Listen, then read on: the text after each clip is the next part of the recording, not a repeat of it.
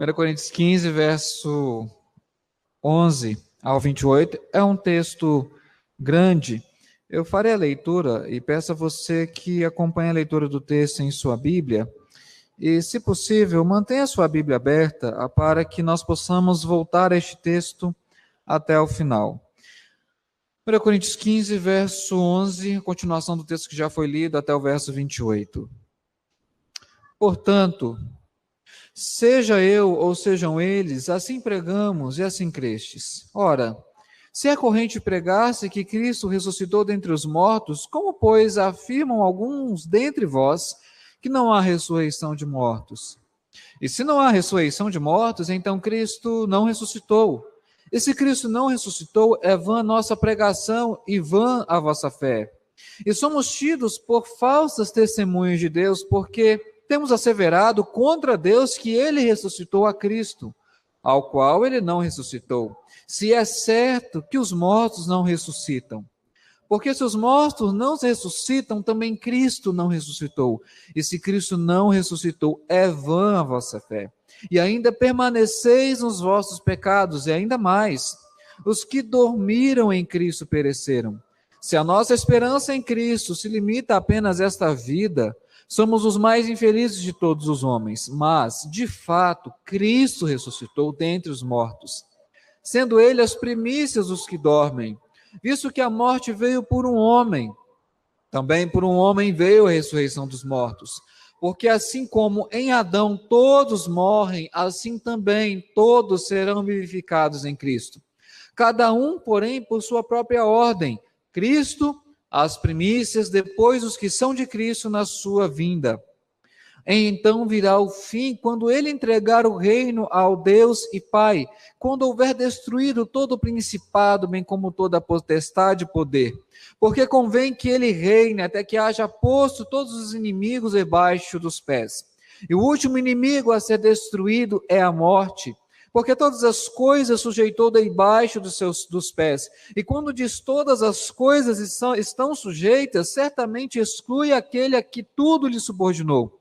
Quando, porém, todas as coisas estiverem sujeitas, então o próprio Filho também se sujeitará àquele que todas as coisas lhe sujeitou, para que Deus seja tudo em todos. Vamos orar? Senhor, nós temos que bendizer todos os dias de nossa vida. Temos que te exaltar, Pai, pela ressurreição do nosso Senhor. O inocente, justo, perfeito, morreu por nós, foi entregue por nossos pecados, ele foi moído por causa das nossas transgressões. O castigo que nos trouxe a paz estava sobre ele. Por cada uma de suas pisaduras, nós fomos sarados, para que fôssemos achados nele, fôssemos reconciliados contigo através dele. Para que ele coloque sob o seu reinado todas as coisas, uma vez que ele venceu a morte, para que nós também sejamos vitoriosos sobre a morte. E esse amor pelo qual fomos alcançados, este amor com que fez que o teu filho fosse até a cruz e padecesse de um sacrifício tão horrendo, tão cabal, tão custoso, é o que nos traz a paz. E é esse amor que deve nos constranger, que deve nos apertar, que deve nos motivar, nos levar, ó Deus, todos os dias a um quebrantamento ante a tua presença. E a nossa preocupação, ó Deus, é porque nós somos induzidos e levados pelo presente século a negociarmos, a flexibilizarmos, a abrirmos mão do que não pode ser perdido. A deixarmos, ó Deus, aquilo que nos trouxe a salvação, a vida e nos vivificou, não apenas de forma espiritual, uma vez que éramos mortos em nossos delitos e pecados, mas temos a certeza de que quando o teu Filho retornar, nós seremos ressuscitados. E quando formos ressuscitados e formos transformados, nós veremos a sua face, a face do nosso Senhor e Salvador Jesus Cristo. E nós o conheceremos como dele somos conhecidos. Mas Deus, evita que o teu povo e a tua igreja se afaste do que é o verdadeiro e único evangelho. Evita, Deus, que o teu povo venha se preocupar e dedicar o seu coração a questões que são fúteis, triviais, e que, em verdade, não deveriam nos afastar uns dos outros. Pois nós temos um só Deus e Pai, um só Senhor, um só batismo, uma só fé, um só Espírito. E é por isso que estamos aqui. Em nome de Cristo Jesus. Amém. Algumas vezes, nós temos algumas experiências com aqueles que têm dificuldades com as doutrinas centrais do Evangelho e que somos levados ou induzidos a discutir, a entrar em debates que, por mais que para alguns sejam relevantes, eles não devem ser para o cristão a sua prioridade. Deixa eu mencionar uma situação clara. Quando eu estava fazendo o meu ensino médio, muitos sabem que o meu ensino médio eu fiz num sistema de internato. Foi numa escola, naquela época, hoje virou Instituto Federal, mas na época era escola agrotécnica. E a gente tinha um grupo de jovens, né, evangélicos que se reuniam, e eu era um desses jovens. Quando, assim, lá por volta das 8, 9 da noite, me tomaram algum grupo do meu quarto, e eu estava no segundo ano, e falaram, olha, você tem que ir lá num quarto, num calouro do primeiro ano. O que está acontecendo? Ele acabou de dizer que não acredita em Deus. Isso é um negócio sério. Aí eu, novo, né, inexperiente, fui. Na verdade, quando eu cheguei lá, não é nem que o rapaz não acreditava em Deus, ele tinha algumas dúvidas. Mas eu, para perceber que a expectativa daqueles outros adolescentes, só para parêntese, alguns deles nem crentes eram, eles nem frequentavam o nosso grupo de jovens, eles não estavam preocupados com Cristo, mas se alguém falasse que não acreditava em Deus, eles se alarmavam. E eu fui, e a expectativa desse grupo é que eu, por toda a força, por argumentos racionais, convencesse aquele adolescente da existência de Deus. E é claro, há muitos ao longo da história da igreja cristã que empreenderam esse esforço de tentar convencer alguém da existência de Deus. Mas pense aqui comigo, adianta realmente convencer alguém que Deus existe, mas não falar para ele de Cristo, que esse Cristo ressuscitou? Será que compensa mesmo entrar em alguns debates? E eu não estou invalidando esses debates, mas compensa mesmo falar para essa sociedade que Deus existe e entrar em argumentos racionais, filosóficos, históricos, teológicos a respeito da existência de Deus, se eles não acreditam no principal, que é na vinda de um Filho de Deus ao mundo como homem para morrer por nós? Não há unanimidade no meio teológico, no meio evangélico. Nós podemos discordar em muitas coisas. Há reformados que acreditam que, perto da vinda de Cristo, haverá uma conversão em massa dos judeus, presbiterianos reformados. Há quem discute se o decreto da salvação ele foi antes ou depois da queda. Se Deus já havia decretado a salvação antes do pecado de Adão e Eva, ou se ele esperou o pecado de Adão e Eva e ele decretou a queda. Há quem também vai entrar no mérito da discussão se o batismo eficaz é o batismo com aspersão ou imersão, se o que vale é a quantidade de água, se são litros de água ou só aspersão, se é isso que traz validade ao batismo. E eu aqui, eu tenho que concordar por força da verdade com C.S. Lewis, que ele diz que o que é o evangelho? O que deve ser comum e principal do que nós não podemos abrir mão? Qual que é o verdadeiro risco para a igreja cristã? Discutir a forma bíblica do batismo ou discutir se alguém realmente está duvidando do sacrifício e da obra do nosso Senhor e Salvador Jesus? Há pessoas que, para elas, é completamente importante discutir se é o sábado que deve ser guardado ou o domingo, se no domingo ou no sábado nós podemos ter entretenimento ou não. Mas elas não estão preocupadas se essas outras pessoas na discussão, elas creem verdadeiramente no Cristo ressurreto. Pois isso é o Evangelho. O que eu quero dizer a você é que podemos discordar em muitos pontos, para mim, terciários, Mas se você não crê na historicidade, na veracidade, na eficácia do sacrifício de Cristo, é aí que eu não posso te chamar de irmão. E é essa a linha divisória entre aqueles cristãos e não cristãos. Não é o vocabulário que eles têm, não é a agenda que eles têm, mas se eles confiam de todo o coração no sacrifício de Cristo.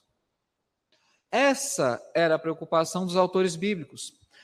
1 Coríntios 15, o texto, parte do texto que nós lemos, é um capítulo formidável, profundo, e eu não tenho condições e nem tempo de esquadrinhar todo o texto, dada a sua extensão, a sua profundidade. Mas é um capítulo inteiro que Paulo está discutindo, que para ele é um ponto, como alguns dizem, fulcral, é fundamental da fé cristã, a ressurreição do Senhor. E vale dizer que, para os autores do Novo Testamento, se eles tivessem que discutir, num mesmo contexto, uma situação moral ou teológica, em que há um perigo para a igreja cristã, uma moralidade distorcida, uma teologia distorcida, sem dúvida, Paulo, Pedro, esses outros autores, eles iriam discutir a teologia para depois falar da moralidade. Porque para eles há algo muito claro. Se a igreja ela se desvirtua da teologia verdadeira do evangelho, ela deixa de ser cristã. Mas há elementos na moralidade que eles são passíveis de discussão, que eles podem ser debatidos. Mas há verdades que dessas, eu e você, nós não podemos prescindir elas. Uma delas é a ressurreição de Cristo. E é por isso que, ao invés de falar dos evangelhos, o que poderia acontecer? Da narrativa histórica da ressurreição de Cristo, desse testemunho que nós temos.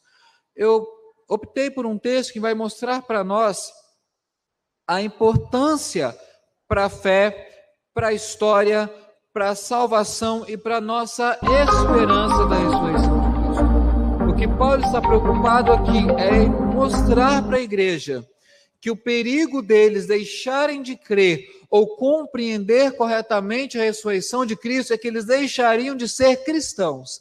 A fé, a esperança, a salvação e toda a expectativa deles, tudo isso seria vão se por algum momento eles viessem a descrer que Cristo ressuscitou.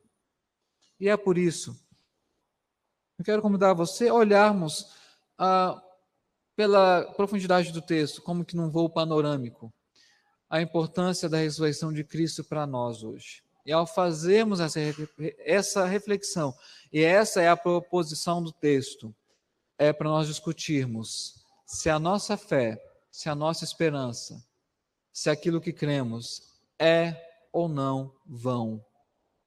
Eu quero dizer a você, e eu quero me dirigir aqui aos jovens que estão na igreja, que militam nos meios universitários, que são todos os dias instigados, incitados, tentados, pressionados pelas afirmações da ciência dita moderna e de vários teóricos. Eu quero dizer a você, jovem, que Cristo ressuscitou. E você tem base histórica, testemunhal para isso. Você não precisa ter dúvida que você teria condições de discutir com qualquer professor, qualquer autor, a respeito da ressurreição de Cristo, porque isso não é apenas um artigo de fé, mas se fôssemos olhar pelo que diz a ciência, pelos próprios métodos científicos, você tem muito mais fundamento histórico e racional para crer na ressurreição de Cristo do que para acreditar na evolução, na teoria da evolução. Você tem muito mais elementos substanciados para crer que Cristo, no domingo de manhã, ressurgiu dentre os mortos, do que para crer na teoria do Big Bang. Portanto, a fé que foi legada pelos seus pais, mas especialmente pela Escritura, ela tem fundamento histórico, ela tem fundamento racional. E o grande desafio do cristianismo é pensar, é refletir, é repensar, é esmiuçar, é se aprofundar nessa doutrina. E é por isso que ser cristão vai exigir de você o seu corpo inteiro. também do seu cérebro. E é isso que nós estamos aqui para fazer. E é isso que eu quero propor a você que me escuta, me assiste hoje pela internet. E eu quero, basicamente, mostrar algumas consequências da ressurreição de Cristo. E até o verso 20, Paulo vai falar das consequências históricas, das consequências para a fé, para a salvação e para a esperança. Vamos dar uma olhada melhor nesse texto. Acompanhe, mantenha a sua Bíblia aberta, por favor. Paulo nos diz no verso de número 11 e 12, de uma preocupação, portanto, seja eu, apóstolo do Senhor, sejam eles, ou seja, as testemunhas anteriores, assim pregamos e assim crestes. E aí Paulo faz uma pergunta retórica muito importante, mas vejam, se é corrente entre vós, e os coríntios estavam sendo levados porque era conhecido na história pela segunda onda sofista, eram mestres, alguns acreditam neoplatônicos, que estavam à luz da filosofia grega, defendendo em Corinto que a ressurreição de Cristo era uma impossibilidade porque a matéria é má. E Paulo vai dizer, mas vejam bem, se é corrente entre vós que não há ressurreição dentre os mortos, então como vocês podem dizer que Cristo não ressuscitou? E aí Paulo então vai começar a partir do verso 14, mostrar os desdobramentos disso. Se Cristo não ressuscitou, se isso é apenas um conto da teoria ou da versão oficial que prevaleceu, como querem dizer Bart Ehrman, como outros, John Dominique Crossan, você pode procurar na internet, pessoas que estão vendendo livros como se fosse água, e eles vão dizer que tudo que nós lemos no Novo Testamento é tão somente a versão oficial. A pergunta de Paulo, se é assim, quais são as consequências do que vocês estão abrindo mão? Verso 14. Se Cristo não ressuscitou, é vã a nossa pregação e vã a vossa fé. Já temos aí um imenso problema. Se Cristo não ressuscitou, se o que você ouviu até hoje é apenas uma crendice, é apenas o resultado de um processo histórico da formação de um pensamento cristão, a sua fé ela é vã. Se para você a ressurreição de Cristo é apenas uma tradição cristã, é vã a sua fé. Se você, por algum acaso, tem no seu coração que a ressurreição de Cristo é apenas uma herança cultural, a sua fé é vã. É isso que Paulo está dizendo. Porque a ressurreição de Cristo ela foi histórica, ela aconteceu no momento exato da história da humanidade.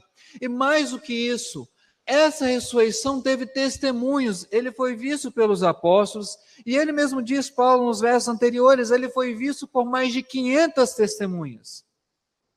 O que ele quer mostrar é que aquilo que a igreja de Corinto aprendeu é resultado de uma tradição, não de uma tradição no sentido negativo, de uma transmissão de um conhecimento sem reflexão. O que Paulo quer mostrar é que essa tradição tem fundamento, ela tem testemunhos oculares. E na época que Paulo escreveu essa carta, alguns dos que viram Cristo ressurreto estavam vivos. Eles falam, olha, algumas dessas testemunhas, elas são vivas entre nós. E nós podemos crer que Cristo ressuscitou porque assim aconteceu. Há um fundamento histórico para a fé cristã. Ela não é apenas uma versão oficial. A ressurreição de Cristo ocorreu no momento da nossa cronologia, do nosso tempo. Nós temos fundamentos históricos para crer nisso. Vou mais. Nós temos mais fundamento histórico para crer nisso do que outras coisas que às vezes nós cremos e cantamos. Por exemplo, eu acho belíssimo o nosso hino nacional, né? Eu acho um dos hinos nacionais mais bonitos de todo mundo. Não é porque eu sou brasileiro e sou patriota, mas é a verdade, é a verdade. Como começa o nosso hino nacional? Ouviram do Ipiranga as margens plácidas, não é? Do que isso refere? Num dia, qual foi o dia? 7 de setembro de 1822, há um conto de que Dom Pedro I gritou às margens do rio Ipiranga, em São Paulo, independência ou morte. Tem até um quadro pintado sobre isso de Pedro Américo, um quadro muito bonito, por sinal. A pergunta que eu faço a você é: quantos viram Dom Pedro gritar independência ou morte? Quantos estavam nas margens do rio Ipiranga quando essa situação aconteceu? Claro, a ideia do grito do Ipiranga é como se fosse um mito fundador. Há tentar traçar uma explicação histórica para a origem da nossa nação. Mas se fosse olhar em termos de testemunhos, eu digo para você, sem sombra de dúvida, você tem muito mais elementos para crer na ressurreição de Cristo, que aconteceu há quase 2000 anos atrás, do que para acreditar no que nosso hino nacional diz. E nós fazemos o caminho contrário. Nós damos mais ouvidos, nós vamos mais pelo senso comum, somos mais abalados por alguns que dizem que os apócrifos são mais confiáveis, fidedignos do que os canônicos, do que na própria Escritura, sendo que o peso testemunhal dela é muito maior. Portanto, o que eu quero dizer para você é que a ressurreição de Cristo, ela é histórica, ela ocorreu. Se Cristo não ressuscitou, é vã a vossa fé. Mas Paulo vai prosseguir. Não apenas a ressurreição de Cristo é histórica, ela é importante para a nossa fé, mas ela é importante também para a nossa salvação. Verso de número 17. 1 Coríntios 15, verso 17, leia este texto comigo. Leiamos. E se Cristo não ressuscitou, é vã a vossa fé, e ainda permaneceis nos vossos pecados. Para Paulo, isso é seríssimo. Ele fala, se Cristo não ressuscitou, primeiro, a nossa pregação é vã, nós somos falsas testemunhas. Nós estamos anunciando uma mentira, nós estamos propagando uma inverdade. E isso diante de Deus, usando o nome de Deus. Claro que para Paulo isso era seríssimo, mas ele prossegue. Se Cristo não ressurgiu dentre os mortos, há um problema seríssimo para você, cristão. Você ainda está e permanece nos seus pecados. Você ainda é escravo da lei. Você ainda não foi alcançado por essa graça, você não foi liberto. Você é um escravo do pecado. É esse o argumento de Paulo. Se vocês, coríntios, dizem que é incorrente entre vós que Cristo não ressuscitou, vocês ainda estão na mesma situação de antes da conversão de vocês. De antes de vocês terem sido alcançados pelo Evangelho. Porque o fato de que eu e você somos libertos do pecado é porque Cristo ressurgiu dentre os mortos.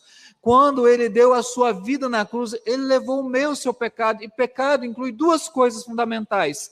Culpa, eu e você somos culpados. Podemos querer, podemos até tentar, mas nós não vamos nos justificar diante de Deus. Podemos usar para todos os demais várias desculpas, várias evasivas, né? Mas para Deus não. O pecado envolve culpa, porque deliberadamente eu e você pecamos. Há uma força de uma lei do pecado que opera dentro de nós. Se alguém peca, ele não peca porque o meio é corrompido, né? E há quem diga isso, não. E até um senso comum brasileiro porque a nação é corrompida. Veja bem, o ser humano ele é corrompido, independente da nação onde ele habita. Se você quer dizer de desenvolvimento industrial, de desenvolvimento tecnológico, realmente existem países mais desenvolvidos que o Brasil, mas eles têm tanta corrupção e depravação quanto nós. E você pode achar que é porque o nosso país é moralmente, sexualmente depravado. Mas o que dizer de um país cuja maioria da população é ateia? Você acha isso desenvolvido? Uma sociedade pós-cristã?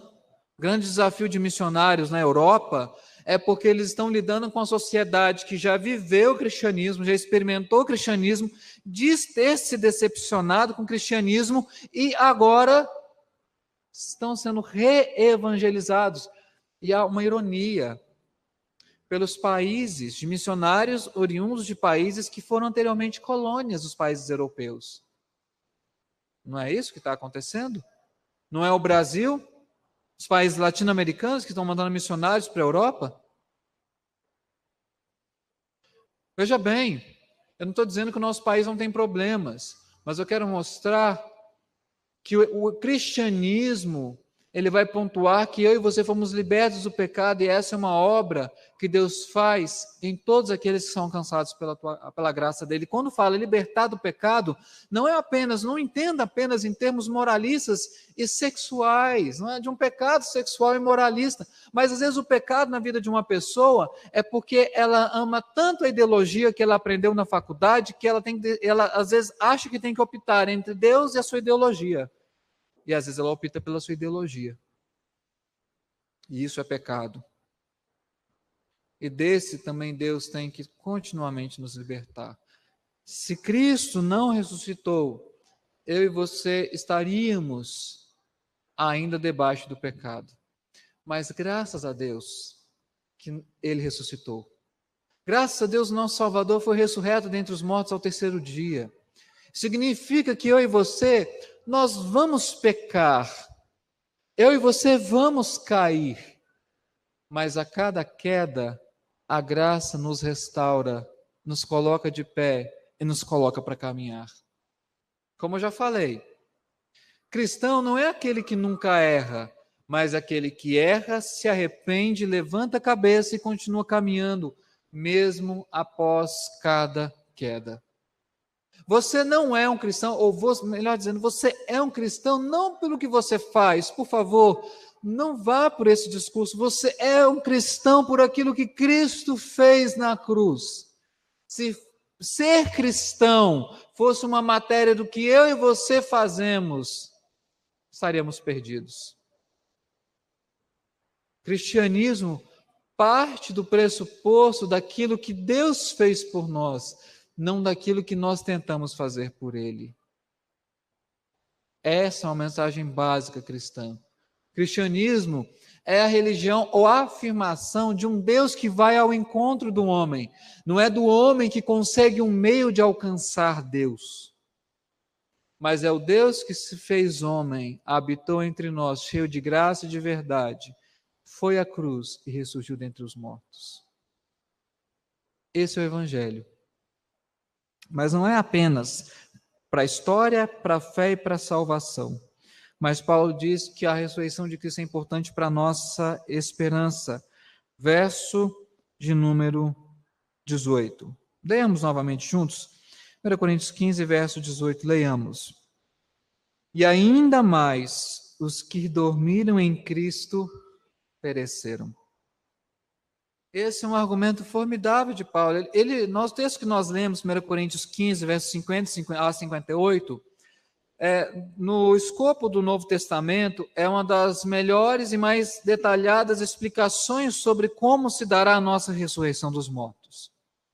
E Paulo quer mostrar o seguinte: se Cristo não ressuscitou, todos os nossos irmãos, que nós chamávamos de irmãos, que nós tínhamos como cristãos, eles pereceram.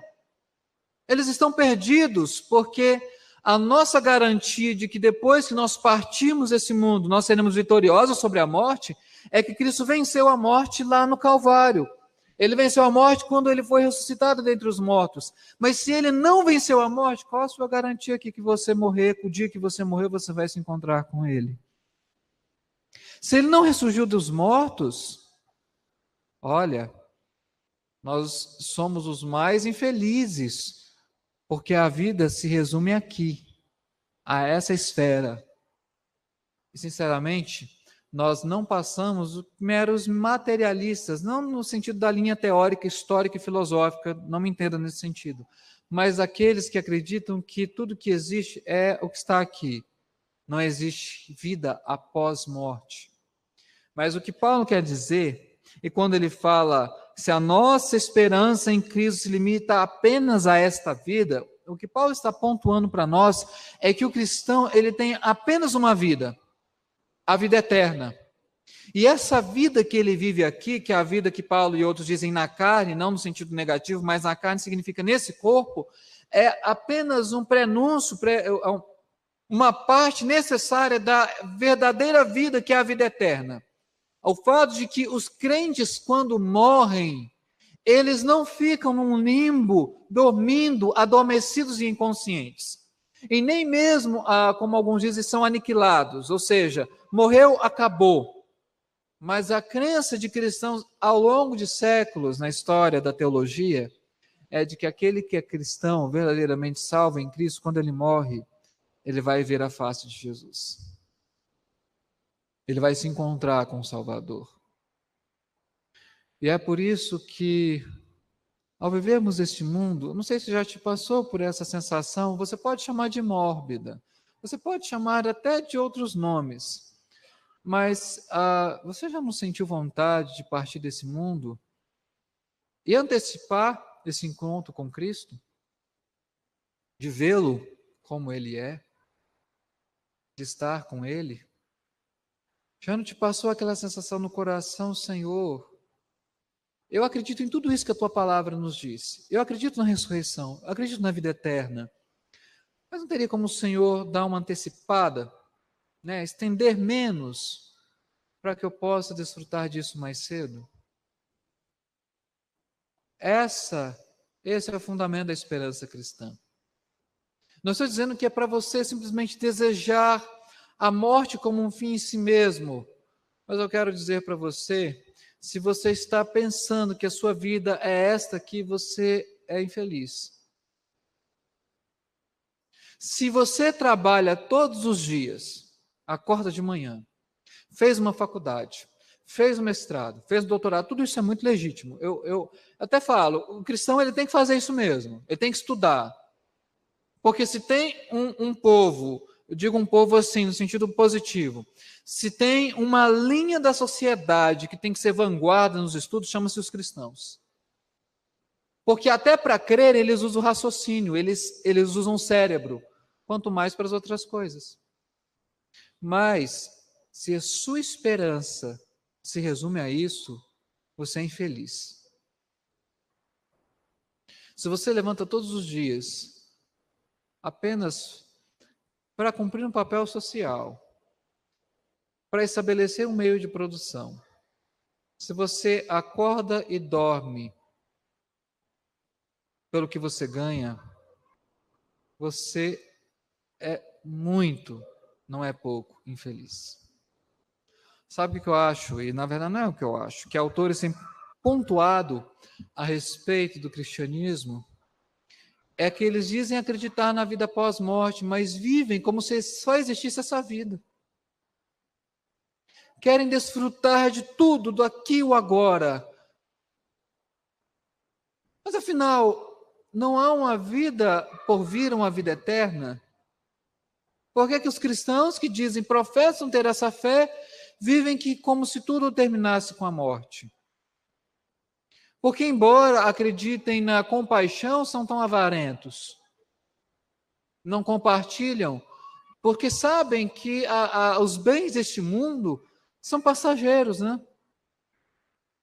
Nós, na nossa nação, já passamos e vivemos diversas crises em que o nosso país, infelizmente, quebrou, ou quase veio a quebrar várias vezes, vários momentos.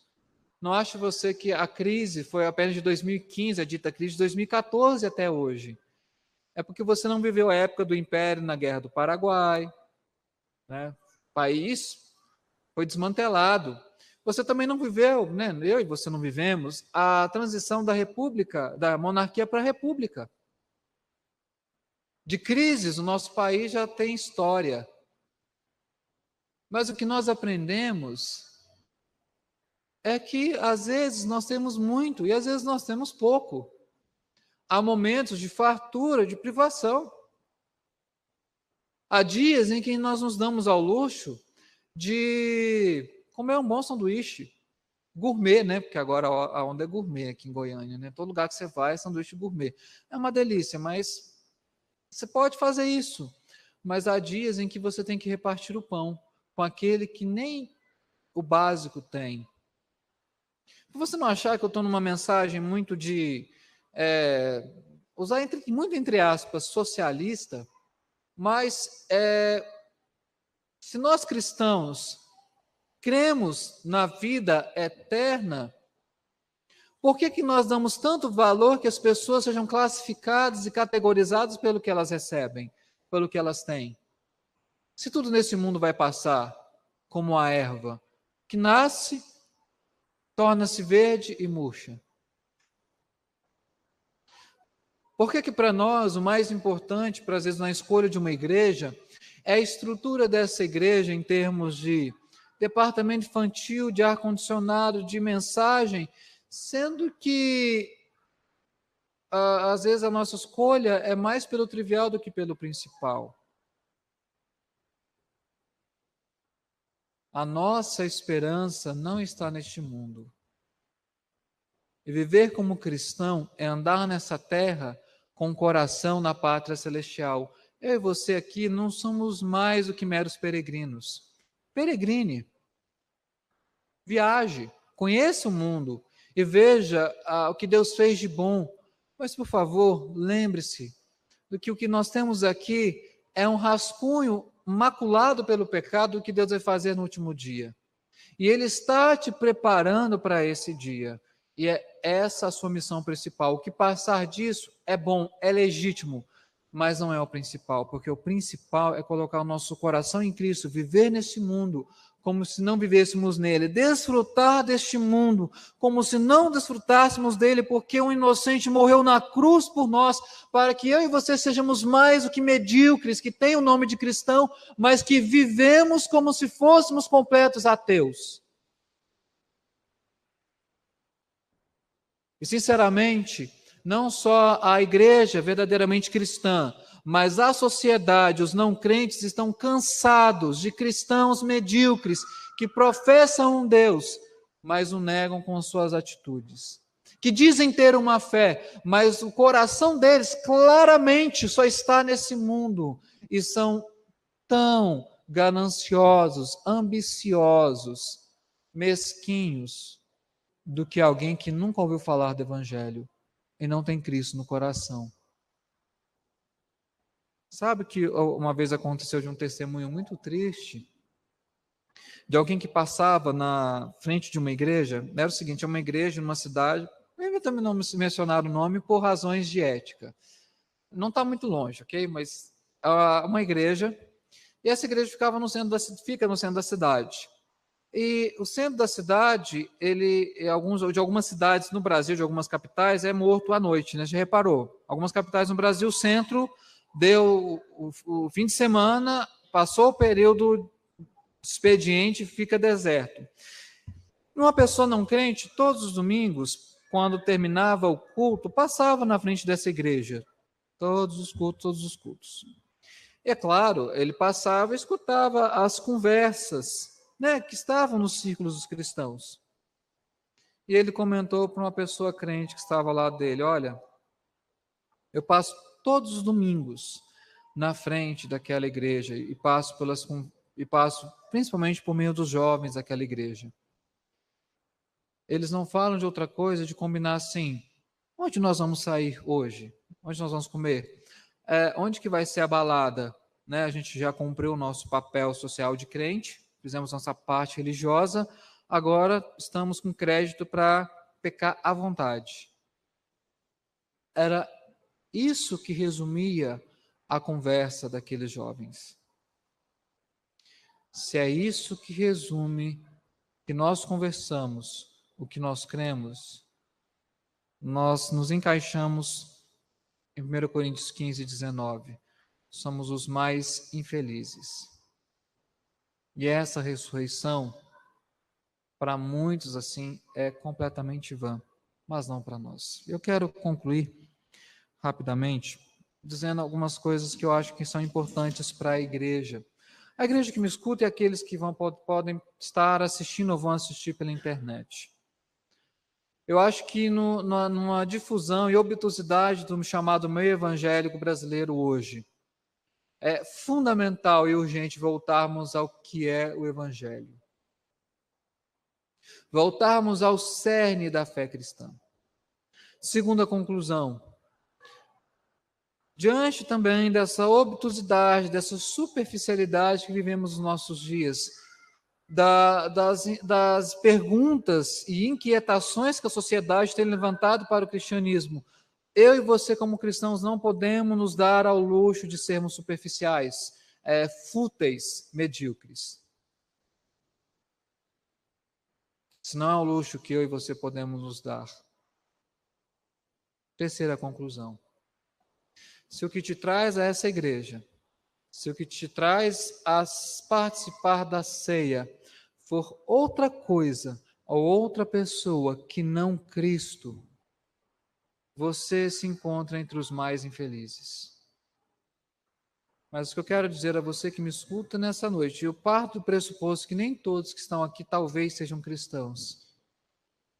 Aí você não tem outra esperança, outra saída, senão correr para Cristo e entregar a sua vida a Ele. Só o sacrifício dele pode nos dar uma fé que seja histórica, verdadeira e fiel.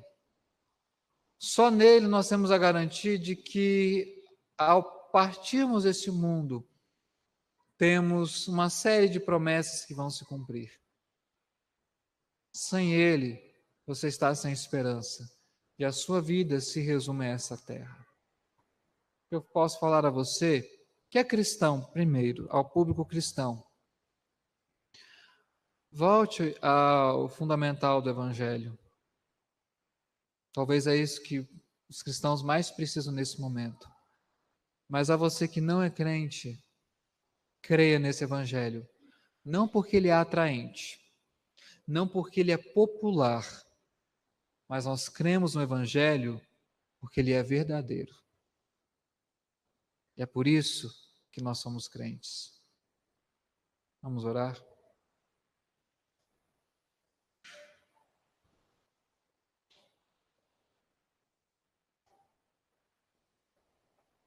Deus, fomos amados primeiro, de forma completa, de forma incondicional, sem qualquer mérito, sem qualquer ato de justiça. O melhor dos nossos atos são trapos de imundícia. Te agradecemos, ó Deus, porque este amor perfeito moeu, traspassou e matou o nosso Senhor. Fez o inocente, sem culpa, sofrer duramente, longamente, derramando até a última gota do seu sangue por nós. Ó Deus, o que nós podemos fazer diante de tão grande amor? Resta-nos, Pai, dedicarmos a nossa vida e cada segundo, cada fôlego nosso a Ti. Nos devotarmos e nos consagrarmos a Ti por completo. Resta-nos, ó Deus, proclamarmos esse Evangelho que é verdadeiro àqueles que ainda não foram alcançados. Anunciarmos um Cristo crucificado que venceu a morte. Resta-nos, ó Deus, aprofundarmos em conhecer a Ti e a Teu Filho, ao Espírito Santo. Resta-nos, Deus, pensarmos a nossa vida à luz desta grande obra. Resta-nos agora, quando vamos participar da ceia, examinarmos-nos a nós mesmos, para que possamos comer do pão e beber do cálice. Porque a carne do nosso Senhor foi verdadeira comida e o seu sangue foi verdadeira bebida. E participando destes elementos, nós temos vida, nós temos graça e condições, ó Deus, para viver neste mundo, peregrinar neste mundo, desfrutar desse mundo, mas com nosso coração na pátria celestial. O que nós podemos orar a Ti, ó Deus, é o que o final da Sagrada Escritura nos diz.